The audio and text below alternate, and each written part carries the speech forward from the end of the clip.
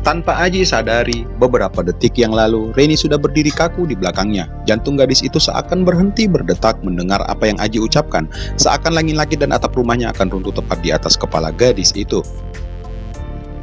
Reni menggelengkan kepala setelah mengetahui bahwa Aji mengerti bahasa Prancis. Ia bergetar dan terasa terkunci hingga ia tak bisa mengeluarkan sepatah kata pun. Bahkan tubuhnya pun terasa ketakutan dengan keringat yang sudah membasahi sekujur tubuhnya.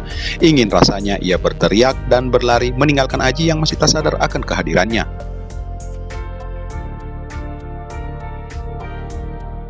Sejenak Reni sudah merasakan matanya gelap. Semua ini cukup mengejutkan. Berdua dengan Aji di dalam rumah dan mengetahui kenyataan pahit ini, kenyataan tentang seorang Aji yang telah mengetahui bahwa ia sangat mencintai Aji, tentu saja membuatnya terasa hampir pingsan.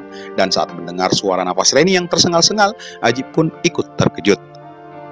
Dalam benak Aji, apakah Reni mendengarnya? Kamu? Akhirnya Aji yang masih berjongkok di hadapan boneka itu dan masih membelakangi Reni mengeluarkan suaranya dengan bibir bergetar. Iya, jadi lu. Belum sempat Reni melanjutkan ucapannya, Aji sudah membalikkan badan dan berdiri memandang Reni dengan penuh perasaan.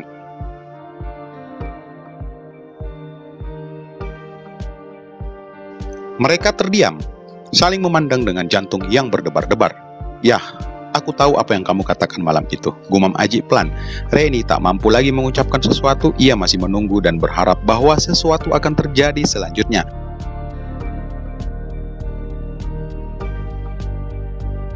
Aji melangkahkan kakinya mendekat ke gadis itu, dan saat posisi mereka berjarak satu langkah, Aji tersenyum.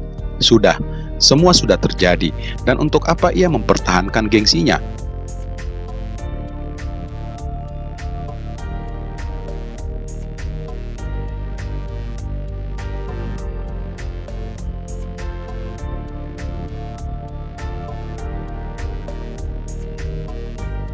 Sesaat Aji menarik nafasnya yang terasa berat dalam hatinya sambil memandang kedua mata Reni yang sudah berkaca-kaca. Aji ingin membalasnya dengan memakai bahasa Prancis. Ya, Aji bertekad akan menyatakan perasaannya terhadap Reni malam ini dengan menggunakan bahasa yang sama. Dan gadis itu masih terlihat menunggu dengan sabar apa yang akan dikatakan oleh Reni. Belum sempat Aji menyelesaikan ungkapan perasaannya, tiba-tiba ponselnya berdering membuatnya menghela nafas. Dengan berat hati Aji meraih ponselnya dari saku celana lalu mengernyit saat melihat nama Pak Toto tertera di layar ponsel. Sesaat ia memandang Reni dengan penuh sesal. Kemudian setelah mendapat anggukan kepala dari gadis itu, maka Aji segera menjawab telepon dari Pak Toto. "Ya, halo Pak Toto," ujar Aji saat mengangkat telepon. "What?"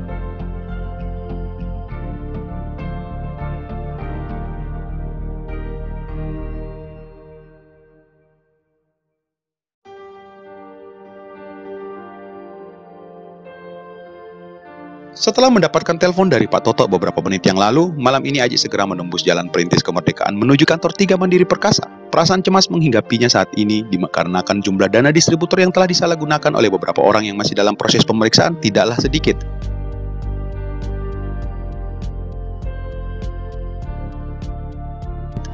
Menurut info Pak Toto sampai saat ini jumlahnya berkisaran 200 jutaan, bahkan masih bisa lebih dan masih dalam proses interogasi oleh tim internal audit. Tadi Aji menyempatkan pamit ke Reni dengan tergesa-gesa dan hanya satu yang masih teringat di otak Aji, yaitu pesan singkat dari gadis itu.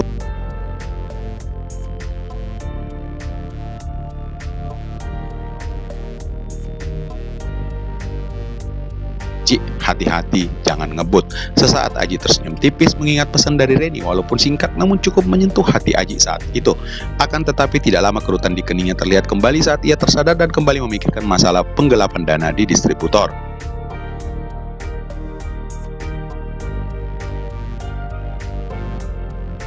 Andai saja Pak Toto tidak menyebut nama Arfan yang menjadi salah satu tersangka yang dicurigai oleh pihak audit, mungkin Aji tidak secemas ini. Berkali-kali ia menggerutu dan menahan emosinya. Andai saja ia langsung mengeluarkan Arfan dari perusahaan saat pertama kali mengetahui telah melakukan penggelapan dana, mungkin tidak akan kejadian seperti ini. Dan kali ini Aji sangat menyesali keputusannya saat itu dan terlihat tangannya beberapa kali memukul-mukul setir mobilnya sendiri. Beberapa saat akhirnya Aji tiba di kantor 3MP. Sesaat ia menarik nafasnya dalam-dalam dan memandang beberapa karyawan distributor yang masih berdiri bergosip pria di depan kantor.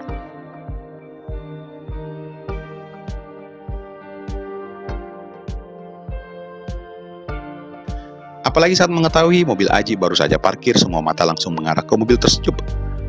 Tanpa berpikir panjang, Aji segera turun dari mobil. Ia tersenyum saat melewati beberapa karyawan yang berada di depan kantor, dan tanpa basa-basi Aji segera masuk dan langsung menuju ke salah satu ruangan.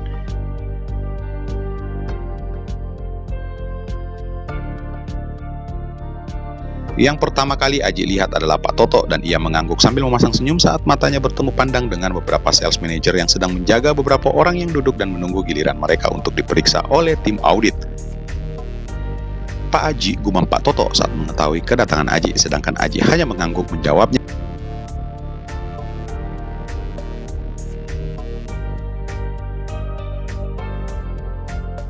Aji menerawang ke seisi ruangan, pandangan tersorot tajam ke arah Arfan yang sedang duduk bersama beberapa orang karyawan distributor, baik itu salesman, driver, dan helper delivery maupun helper dan admin gudang.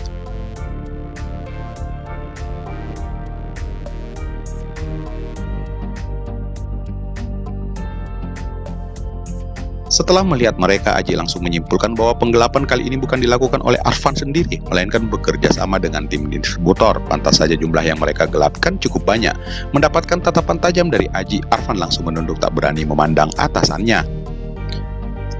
Aji melangkah mendekat ke Pak Toto, kemudian mengajaknya bersalaman. "Gimana Pak? Masih proses pemeriksaan satu persatu Pak, dan sepertinya masih banyak yang bakalan terungkap jumlah dana yang mereka gelapkan," jawab Pak Toto sambil menatap sebuah ruangan kecil yang dipenuhi di tingkat.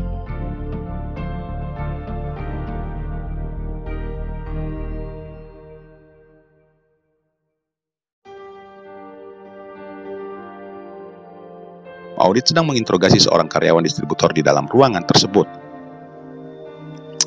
"Dan aku menebak pasti mereka bekerja sama untuk melakukan semua ini," gumam Aji sambil memandang searah dengan pandangan Pak Toto.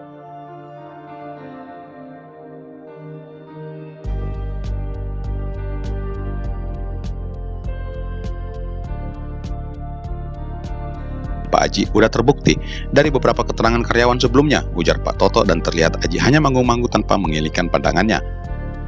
"Gimana ceritanya Pak?" gumam Aji dengan sebuah pertanyaan, membuat Pak Toto menoleh dan tersenyum tipis.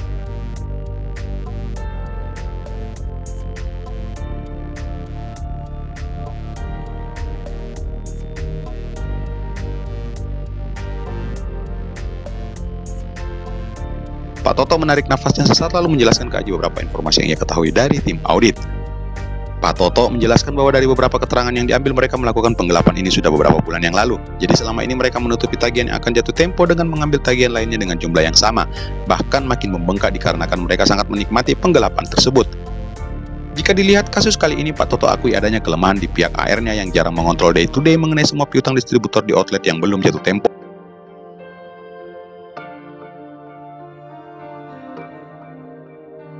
Mereka melakukan konfirmasi sesuai aturan yang berlaku, di mana outlet-outlet yang akan mendekati waktu jatuh tempo baru akan mereka verifikasi. Dan yang bikin Aji makin terkejut saat Pak Toto menjelaskan bahwa yang menjadi dalangnya selama ini adalah Arfan. Menurut Pak Toto, Arfan yang mengatur semuanya.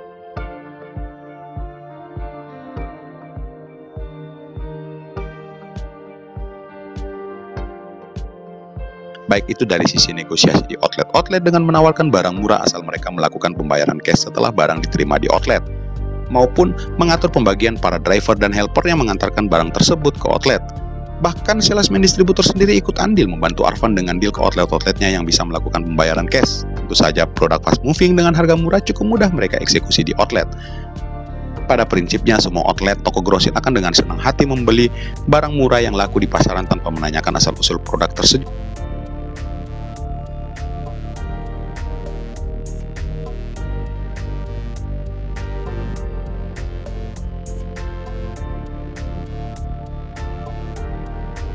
Karena simpelnya asal pihak toko sudah membayar lunas sesuai nota yang telah ditandatangani oleh karyawan distributor, sudah cukup kuat jika terjadi masalah di kemudian hari. Maka dari itu, Arfan dan gengnya melakukan penggelapan tersebut cukup mulus.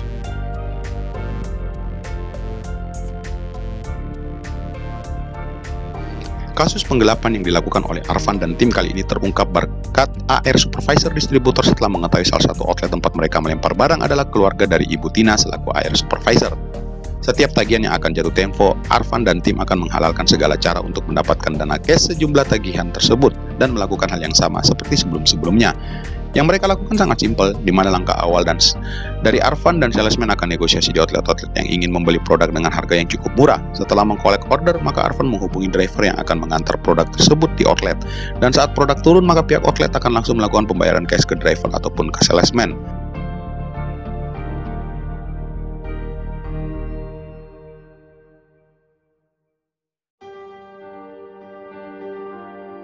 Cukup mudah sih karena didukung oleh semua pihak, baik itu salesman, driver, dan helper delivery yang akan mendelivery produk ke outlet, maupun admin gudang yang akan mengatur jadwal pengiriman dengan memilih driver yang telah bekerja sama dengan mereka. Aji geleng-geleng kepala setengah mendengar penjelasan dari Pak Toto, namun itu belum final sambil menunggu informasi selanjutnya dari tim audit yang masih sibuk menginterogasi satu persatu pelaku penggelapan tersebut. Ya gitulah Pak, dan setelah pemeriksaan dari audit komplit, maka kami akan seret mereka semua besoknya ke kantor polisi jika mereka tidak bisa mengembalikan dana tersebut malam ini, ujar Pak Toto kembali.